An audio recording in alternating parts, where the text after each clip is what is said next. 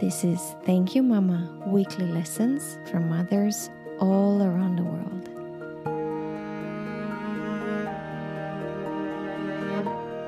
Hello and welcome to Thank You Mama. My name is Anna Teider.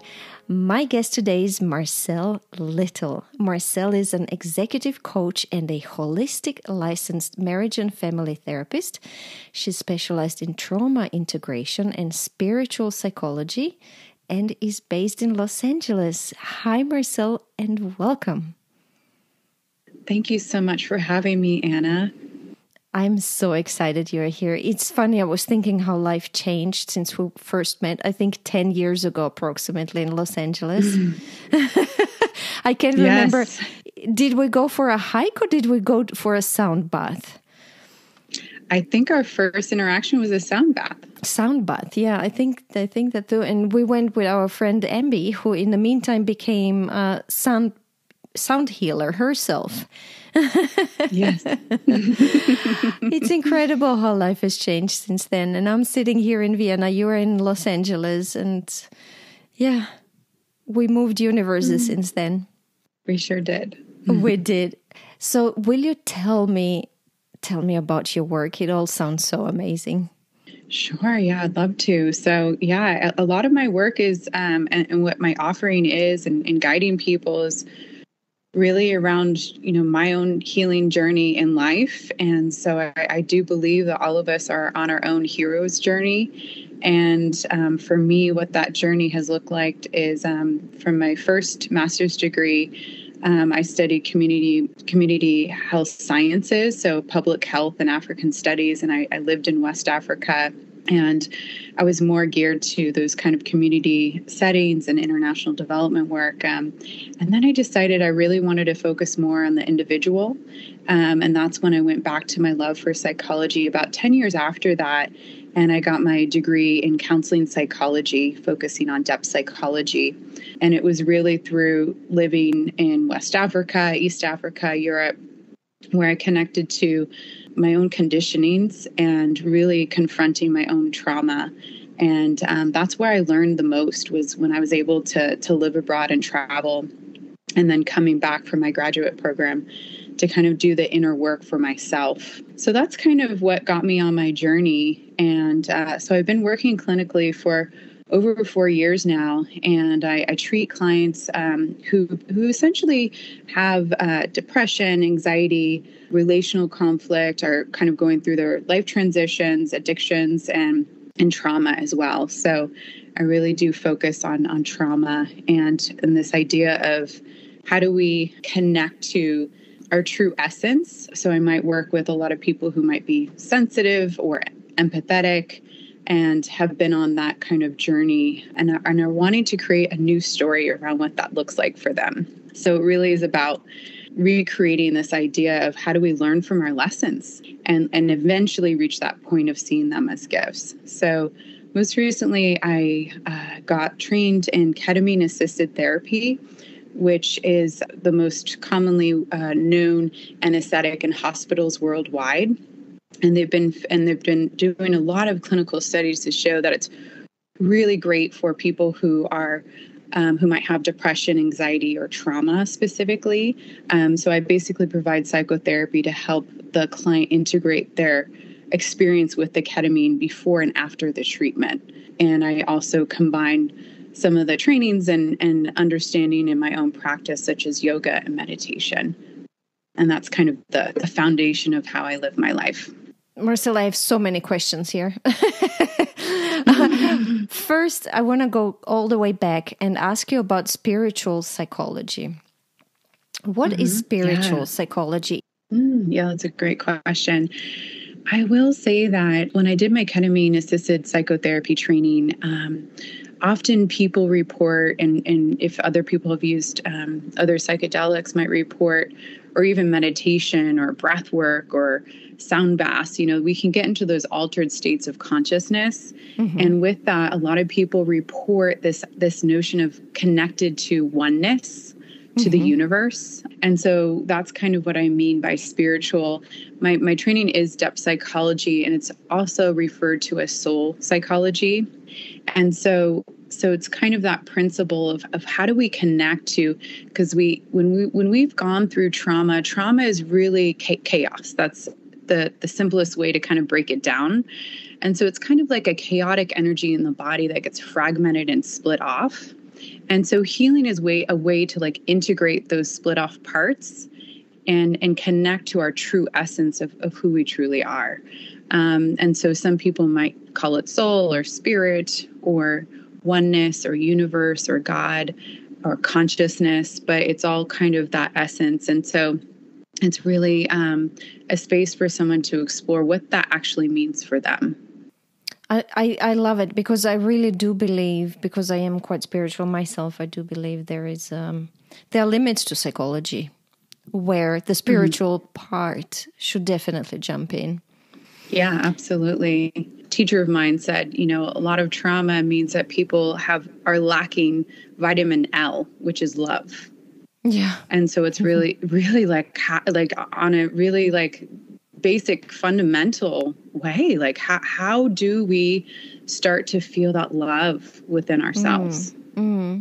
And sometimes we think we are depressed or there's some psychological issue with us, when the issue is really just finding yourself on and I'm saying it on a more spiritual level, And so this is jumping from one world to the other, from psychology into a more spiritual topic and area. Yeah, absolutely. Let's talk about Mama Claudette. You've sent me 3 pages, I think, of this incredible text and Mama Claudette's life story. Wow, I got deeply touched and deeply, deeply, deeply inspired. I can't wait to talk to you about her. Tell me about her. Thank you.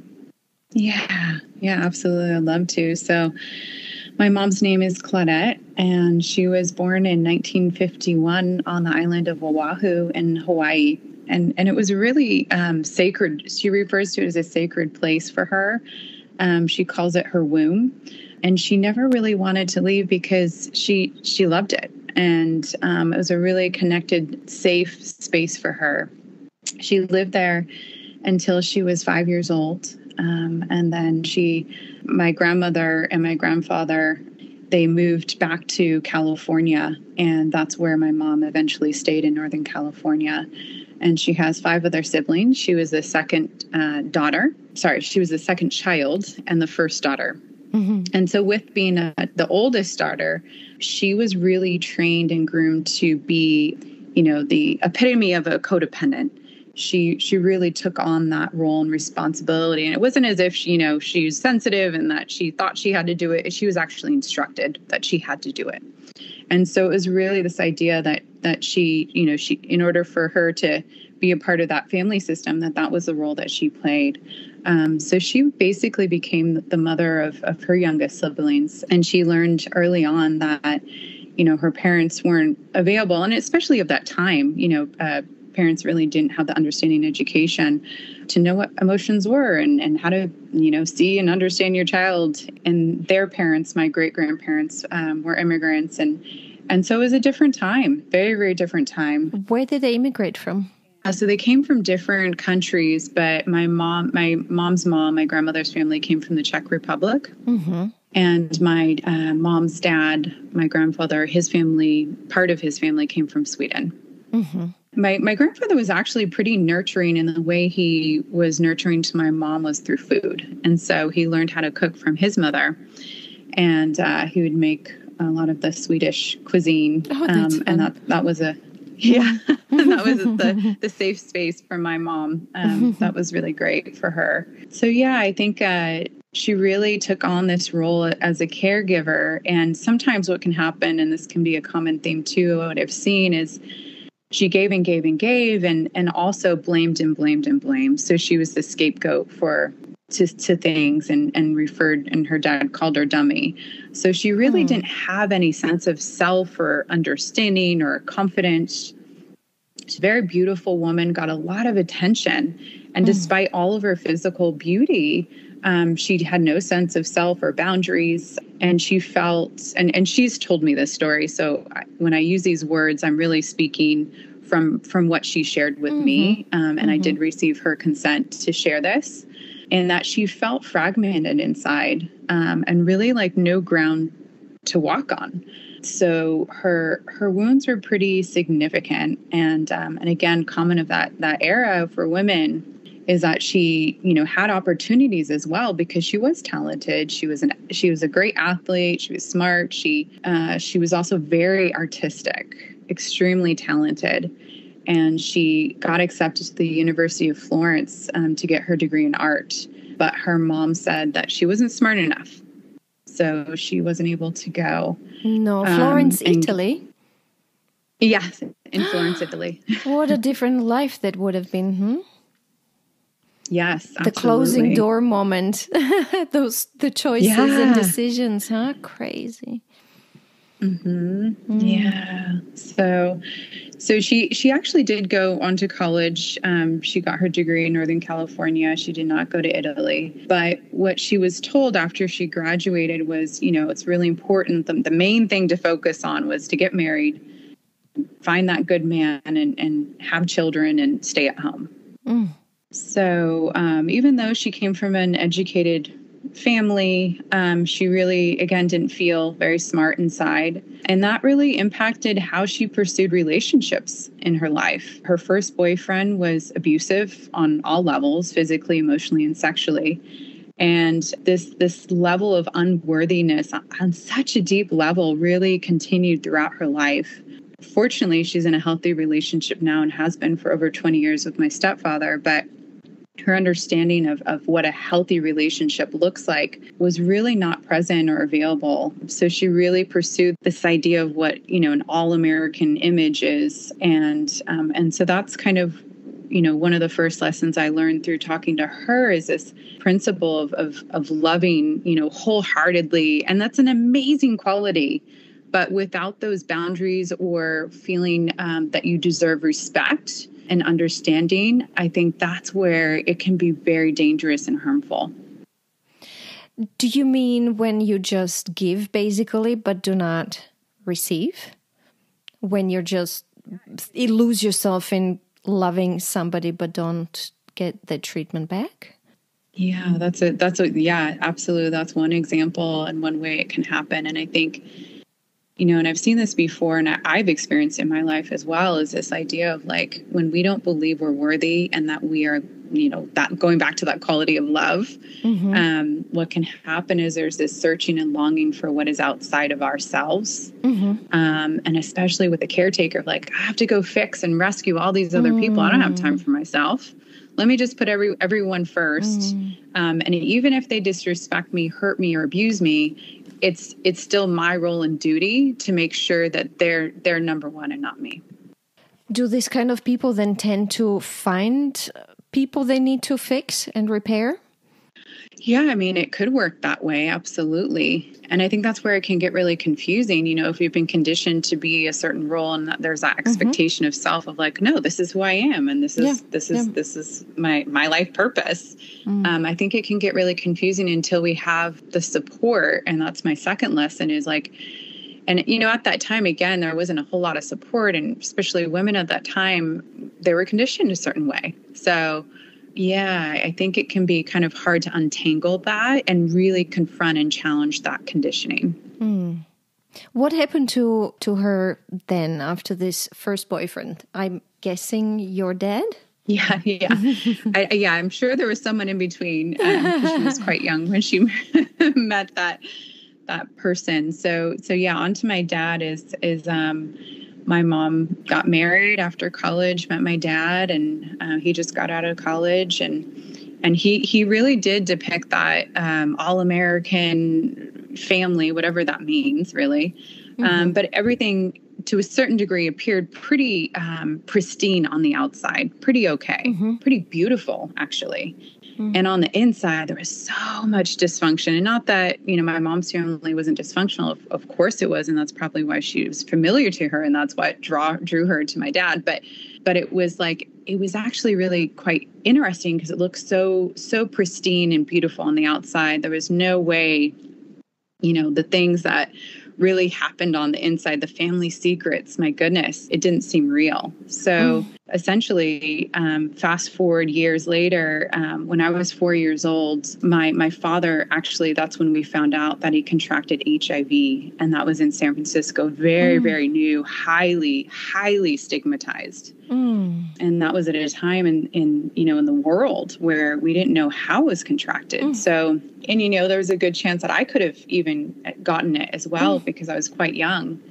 Or your mom. And my mom, miracle, absolute miracle that she did not contract it because she was definitely exposed through sex. So, even though it's, again, quite difficult contract, there has to be blood that's broken. And so, but still, so it was in 1988 in San Francisco. And at that time, again, it was very stigmatized. It was a gay disease and people were discriminated all over the world. So my mom really had that choice. And that was, again, another pivotal point of like, okay, you can go in this direction or you can go in that direction. And what she chose instead of divorcing my dad is they were really good friends. And that was at their core. And I do believe that. And that's what she's also shared with me as well. And so, and he did cheat on her. There were infidelities, multiple ones. And so, she overcame that. She said, you know what, look, you're my best friend. We don't know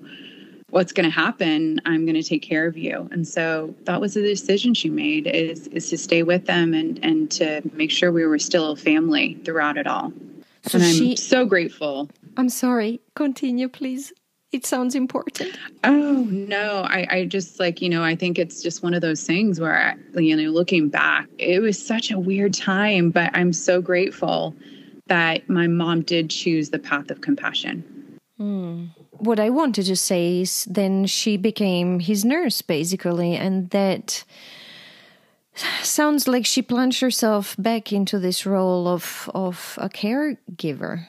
Yeah, absolutely. She sacrificed a lot to help him. How long did it last? Yeah, it was so she took care of him for 5 years. And with HIV, it was up and down. So for the first, I think, couple years until I was 6, it was kind of off and on in terms of being, well enough. We went on family trips. So, but then, but around when I was 6 years old, that's when he became critically ill. And that's where it became really hard for her and us as a family. And that's when it was really challenging. Interestingly enough, my dad's doctor, who was a doctor in San Francisco, and also another part to this story is that my dad's parents were the ones that were like, hush, hush, we can't talk about this. No one in our community should know that he has HIV.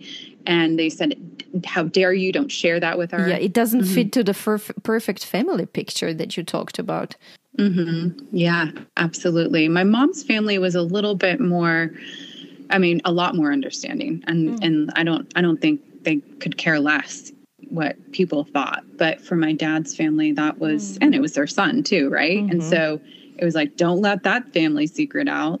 Don't let anyone know. And so the story is that my dad had cancer. So we were in Marin County, just outside of San Francisco, north of San Francisco.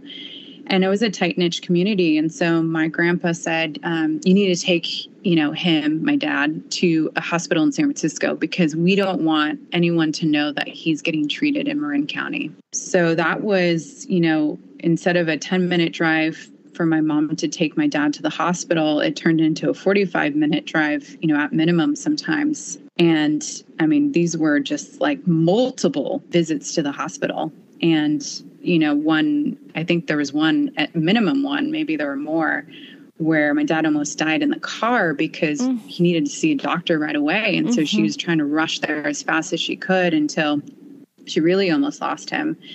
And she put her foot down. She's like, I can't do this anymore. This is crazy. And so because my dad's doctor had HIV, he kind of knew, he was basically her ally friend. My mom would cry on his desk and he would comfort her. And he basically taught her how to do IVs, injections, suppositories, pretty much everything to keep him alive. So she was literally nursing.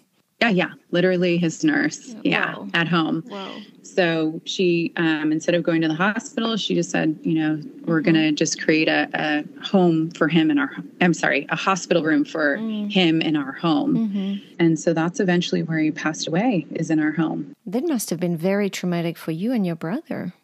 Yeah. Oh, yeah. Yeah. It was very, very strange. Because, it's so complicated, to lose a parent at that age. And also when you're young, I was like, I want attention. Like it was hard in so many different ways of like, like my mom's taking care of my dad the whole time. And I adored my dad. And so it was like so many different layers to this story. So yeah, it was very, very hard.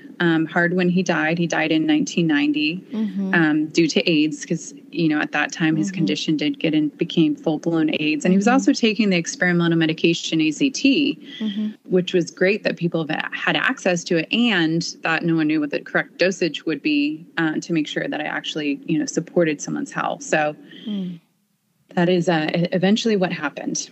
I'm sorry about your loss. Thank you. What happened to her then? What happened is that we, the family secret eventually got out.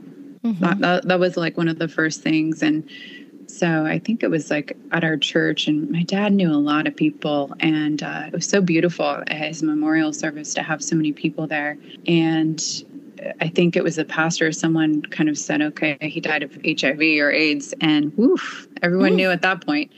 So there was no secret after that. And I feel like it's kind of a blessing in disguise, because I actually still lied that he had cancer up until high school because I lost my best friend because her family, it was so stigmatized. They're like, you can't hang out with her. Her dad, who knows how he got it. And, and so it was rough. And so my mom, after my dad died, we found out that there was molestation in our family on my dad's side. And so with that was another layer of like, oh gosh, now this. And that was literally months after my dad died. So now my mom is like, I just have to protect my children. And now, it was such a mess. And so, my mom she was a single mom, just lost her husband, was his primary caretaker. And I think my mom, I can't remember, I can't count on my hand, but she lost like 5 other people to HIV AIDS after my dad. My dad's doctor died, a close friend of ours died. So we're talking about, people in our community, not just my dad who died of the virus. So multiple deaths, molestation, that was really hard. And being a single mom, she kind of confronted and challenged this family secret. And then the caretaker became the scapegoat again. So she became the scapegoat for my dad's family. And that was really, really hard. It really, I think, wore on her a lot because she was essentially blamed for, bringing the family secrets up. So she held it together the best she could, really. Eventually, she did resort to alcohol. And so when I was 14 years old, she went into AA and she got help. And that was a really fundamental, important process in our family's healing journey. And it wasn't just about alcohol. It was like really saying no to betraying the self in that way. And, one of the first steps in alcohol is that we admit we're powerless over addiction or, whatever we're seeking outside of ourselves to get through those hard times. So yeah, she held it together and then, went through that process and that journey and then got into recovery. And that was, the second lesson that I think was really powerful for me was like, how do you get support when you really need it the most? It is not easy to reach out for support and to especially to admit that you need it. Yeah, absolutely. Was AA the only support, or was she reaching out to different places, areas? We did see a family therapist when we were younger after my dad passed away. that was helpful. And we did have therapy there. And some of it was really helpful. And some of it was like, okay, is this helpful? I think it's like trauma is, kind of a different can of worms. I usually say that in therapy, because if we're not trauma informed as therapists, then we don't really understand the degree and depth of what that wound really looks like and feels like, and how the nervous system is responding to it. And so I think that's where it can get tricky. So my mom did get outside support and 12-step, and she really did want to make sure my brother, and I have a brother who's 2 years older, to get support. And sometimes, and this is where it can get tricky, even though the second lesson's like, okay, get support when you need it the most. Sometimes that support isn't always most aligned for all of us. And I think that's where it can get tricky. Marcel, what does it mean it's not most aligned? So we all have our own life experiences, and sometimes people might not have all the training that can serve the person, the client, in the most profound, supportive way possible. Okay. So the support doesn't necessarily fit the needs or the personality of the client. Yeah, sometimes it doesn't. Mm-hmm. And as much as I am an advocate of getting, especially mental health support, I'm also very aware that, I've also had experiences where I didn't feel supported, and it got me into a spin of trauma and suicidal ideation. So it did the opposite. It did and it didn't. What can happen when we share our stories, there's an opening with that. And so often, one of the first things we say as a therapist is that sometimes it can get worse before it gets better, which is true. You start to talk about your story and you're like, oh my God, there are all these other layers. I didn't see this, I didn't see that. And then then you start to access emotions, and then it can feel overwhelming and flooding to the body and the nervous system. But yes, to answer that question specifically, I think sometimes the training, that's why it's important to really trust your heart and you. If you feel like, okay, I feel like connected to this person, and I feel like I can just be myself with them. And granted, it takes a few sessions sometimes to get there. But I say that the rapport is foundational to any kind of therapeutic alliance. So trust your instinct when choosing support. Yeah. And there's so much research now, and a lot of people provide resources, information where you can kind of get a sense of what that looks like too, and get educated, and, what are some of the things to look for, and what was their training, and is that going to be helpful for me or not? Because not every single person's going to be the right person for you. Let's go back to Mama Claudette. I want to get to the good part. But without skipping anything. So she came out of AA. Is this where the good life starts? Yeah. Good question. I would say so. I feel like the 12-step process, and some people might not identify with it or be resistant to it. And the use of God, I think, and surrendering and giving your power over can be a little confusing. And what I do offer is that there are certain reframes that you can offer to yourself if it doesn't feel right. But really, like the focus of it and the purpose of it is to have this, so to speak, spiritual awakening as a result of the 12-step process.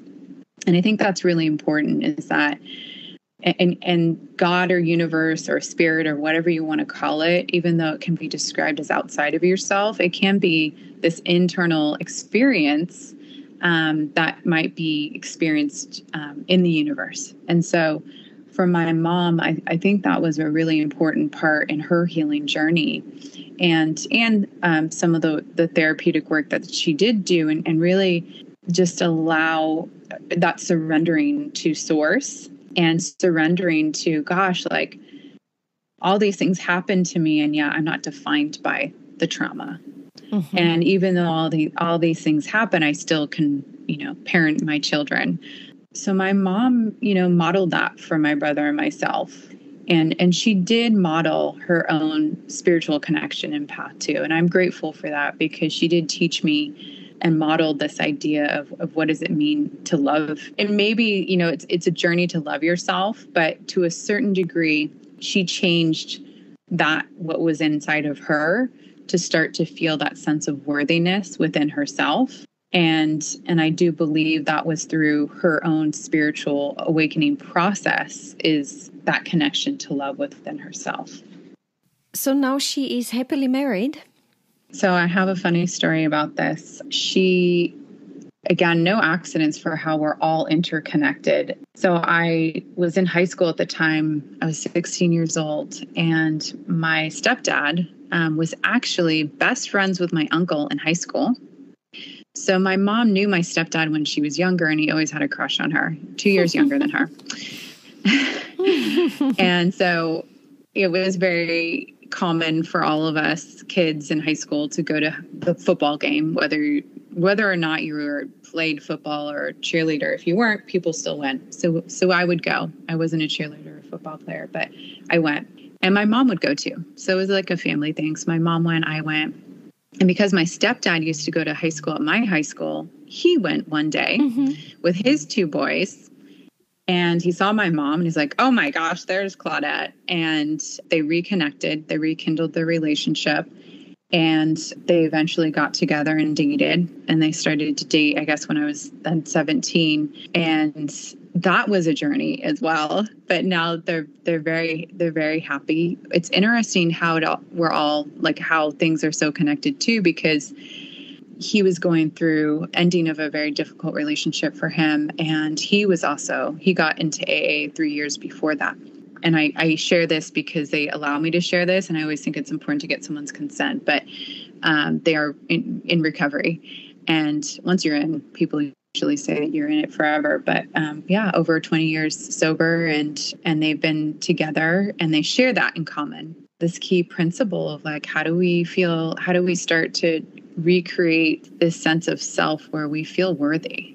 We feel worthy of love, and really allowing that love to be a part of our heartbeat, our life, our daily living, our practice, our meditation, our way of being.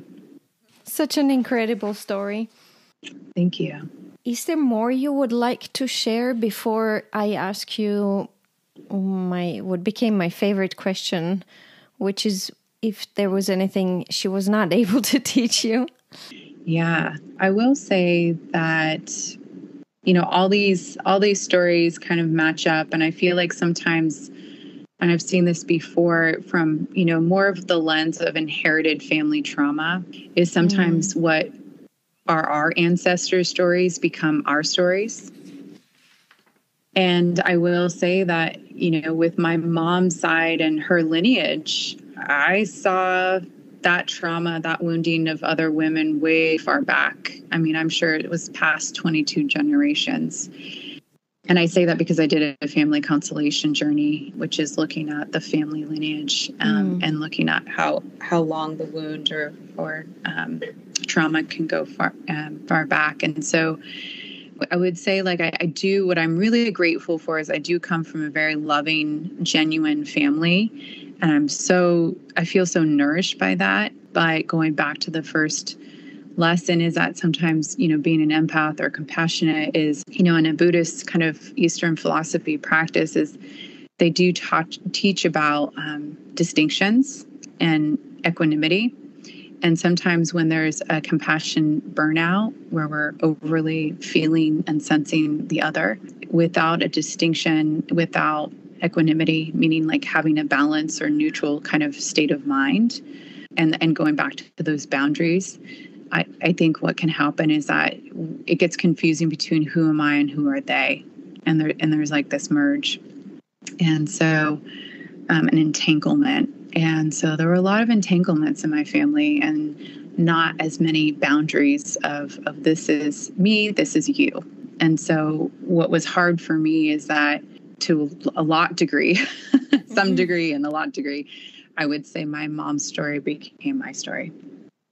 And so I feel like I have finally untangled and created new distinctions, boundaries, and understandings for my own life.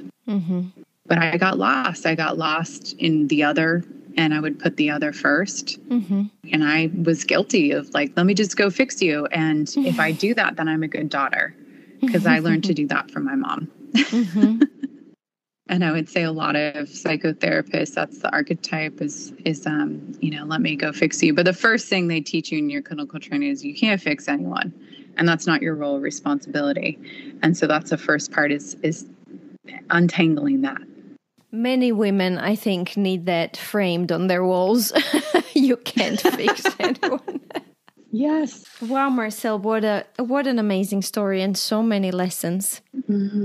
If you feel like you're done sharing, would you help me to recap the lessons? Sure. So the first lesson is, and I call it love without wisdom, because wisdom is a way to, is an example of using that like equanimity. So equanimity is like that middle ground neutrality. It's a mixture of under, over, two opposites, feeling too much, not feeling enough. So it's like, I think we all have that wisdom, that wise mind inside of us that also gets passed on from our ancestors. And with that helps us make distinctions of like, oh no, I'm worthy. Like, I don't deserve that. So it's not okay.